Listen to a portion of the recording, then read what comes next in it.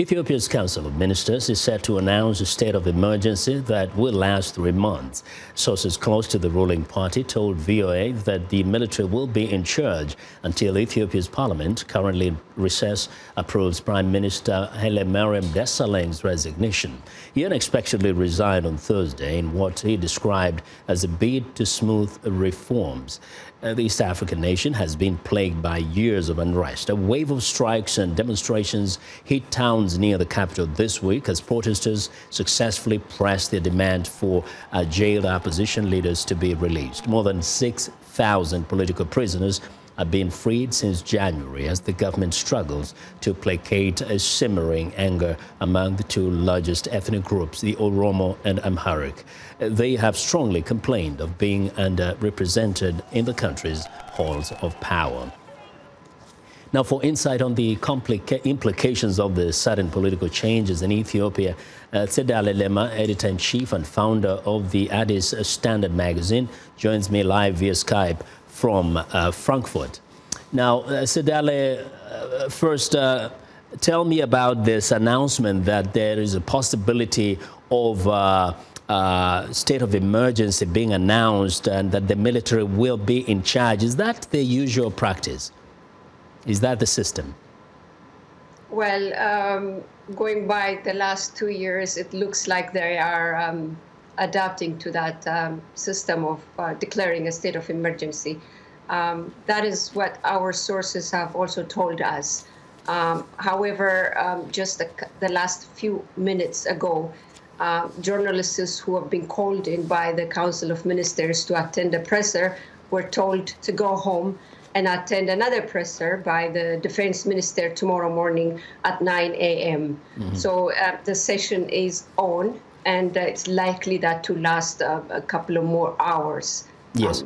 To decide. Okay. Now, one of the opposition members said that the ruling coalition there seems to have lost its authority and that now there should be a system where all political parties could be involved to map out the future of the country. Do you see that as something that can happen?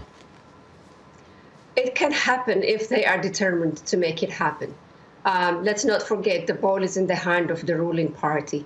And they need to make a lot of concessions. And if it would mean calling a snap election, a snap general election, so that the opposition can be represented more officially, so be it. But it still depends on the decision they're going to make. But one thing is for sure, the state of emergency is not a solution to that. Yeah.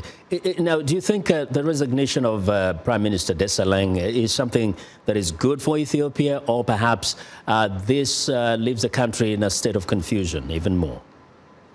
Again, I would like to, throw this back at the ruling party.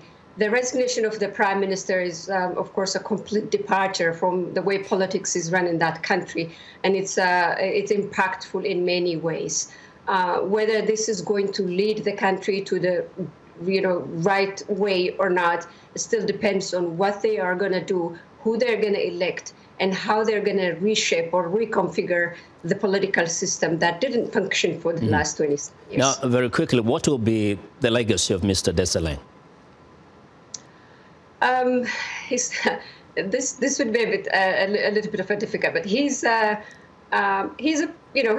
peacemaker. He's been a prime minister that they have agreed on to have a smooth transition in the sudden days, in the wake of the sudden days of the late Prime Minister Zenawi. And I think he has played that role quite well in being a pacifier, in being a bridge to a smooth transition from the unknown in the wake of the days of the late Prime Minister to to where we are today. But it's also the flip side of that. It's set in motion an unknown period of time ever since he came to power. Well, we'll be watching to see what follows next. Thank you very much, Ms. Lemma. Thanks for having me, Vincent. That's Tsedale Lemma, who is the editor-in-chief and founder of the Addis Standard magazine.